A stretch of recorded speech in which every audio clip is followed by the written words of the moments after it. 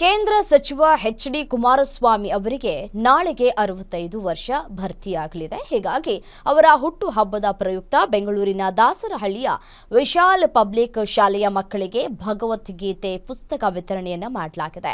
JDS ಪಕ್ಷದ social media ವಿಭಾಗದ ರಾಜ್ಯಾಧ್ಯಕ್ಷ ಚಂದನ್ ಎಚ್.ಎಸ್.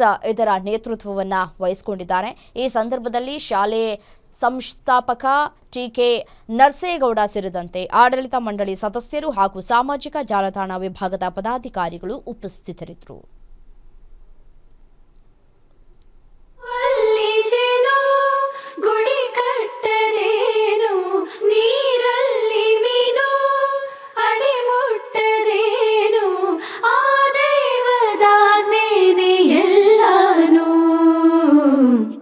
ಹೇ ಶಾರದೆ ದಯ ಪಾಲಿಸು, ಈ ಬಾಳನು ಬೆಳಕಾಗಿಸು.